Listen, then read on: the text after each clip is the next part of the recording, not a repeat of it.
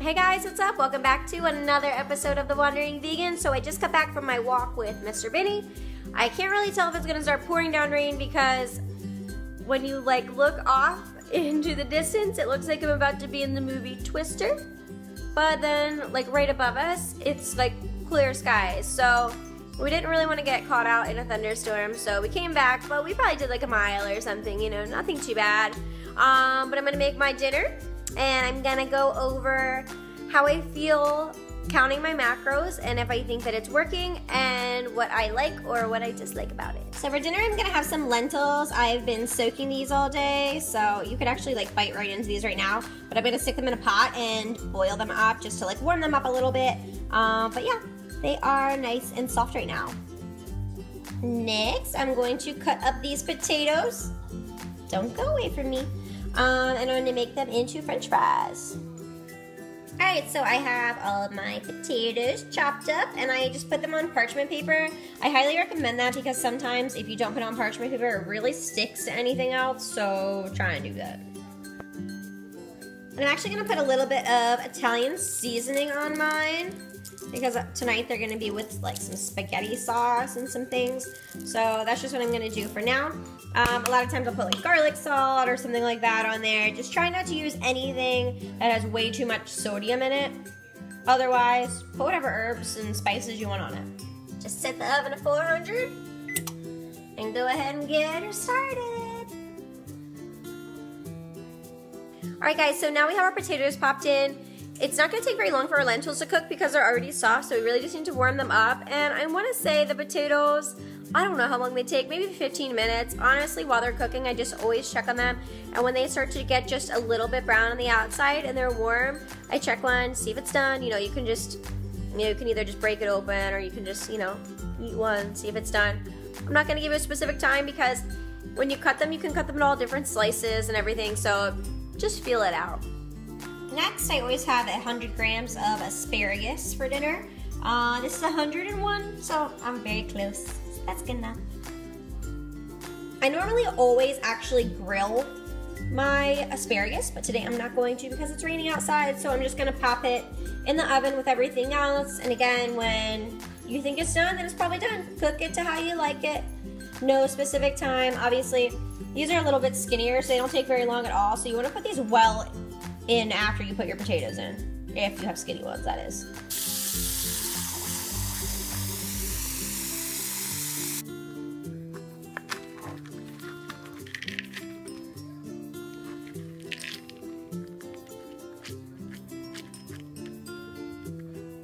Alright guys, so everything's cooking now. This is one of my more plain meals. It's nothing exciting, but it really goes well with my macros, and I got a lot of my carbs in, and I'm getting some protein in there, so that's what I care about. Once you realize that your food is more for your fuel and for your body, and you stop caring so much about what everything tastes like, you'll get over it. I mean, I personally love potatoes with marinara sauce and whatever, but when you're new to a vegan lifestyle, and especially when you're new to counting macros, sometimes the things that you're gonna have are gonna be different. I don't know how to describe it. I mean, you're not going to be having your veggie burgers with your fake cheese all over it. I mean, you could if that's what fits into your macros. It's not fitting into mine. It's not fitting into mine personally. Maybe it could. Actually, maybe it could, yeah. But I kind of rather have something a little more well-rounded. I'd rather have those whole foods and try to get everything in that way. So, but of course, you can go ahead and splurge every once in a while and maybe use up some of your fats and stuff on another meal. Veggie burgers, by the way, I'm not hating on them, but normally all the stuff that goes along with it is what throws people off. Chips and cheese and all that good stuff. I just want to take some time to talk to you guys about how I feel since I've started counting my macros and what I've noticed. The first thing I noticed is I think I'm eating a lot more than I was, so there's a good chance that I wasn't eating nearly as many calories as I was, and they definitely weren't very well-rounded. I mean, I was definitely having way too much avocado every day, probably too much peanut butter. Those things are good fats, don't get me wrong, I'm not hating on them, but you do need to watch your portions regardless of whether it's a good fat or not. You need to make sure that everything is well-rounded. because like if you don't, you could just be sitting there eating avocados all day, and you would be getting way too much fat in your diet. As you probably know, if you watched the other video, I am doing 60% carbs, 25% protein, and 15% fat. It's working out pretty well for me right now, and I have no problem getting the carbs in. I love carbs. The protein really isn't a problem. Balancing the two, it's not hard. It just, you have to like mix some things up and sort some things out. And I have been eating more, the like vegan protein, like the vegan chicken, and today I actually found a vegan bacon, and actually the ingredients in it are pretty good.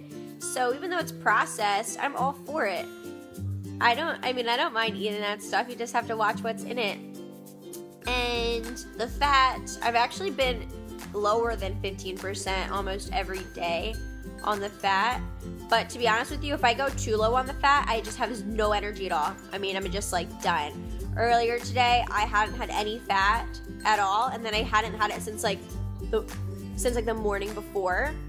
So I was just like, whatever. Like, I got a couple tablespoons of PB2, which is just like this like powdered peanut butter. I'll explain their process to you later, but basically they squeeze all the like oils and most of the fat out, and then you just mix it with water, and it's delicious. Actually, I have to tell you, it's really good.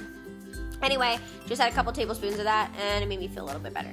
So make sure that, not only are you getting everything in for that day, but sometimes you need to get things in earlier than you would otherwise. Like maybe you want to start out and get some carbs really early in the morning to get your energy going. It's all up to you and how you feel. But just remember things like that. Just because you're switching up your diet doesn't necessarily mean that your diet isn't working for you. Sometimes you just need to watch what you're putting in at certain times. So just try to watch for that. I normally do try to span my carbs out throughout the day, but carbs are my main thing, so pretty much I'm eating carbs all day long, which I am totally cool with. I guess you guys probably want to know if I feel better. I actually do feel better. The thing that I like is that I know what I'm eating. I know what I am lacking during the day, so I can make up for it. I know how many calories I'm getting. I know what I'm doing for exercise and how many calories that's burning off, and tracking all of that. I really like diagramming all of it. I love how MyFitnessPal makes it super easy to just put everything in, track your fitness, tell you how many calories then you need to eat more after you worked out, which I think is really nice. You don't just look at your calories like, okay, well, those were the calories that I burned off, so now I have a deficit. You don't want to do that. You want to eat a little bit more when you're working out, because you're just going to get drained. That's the thing.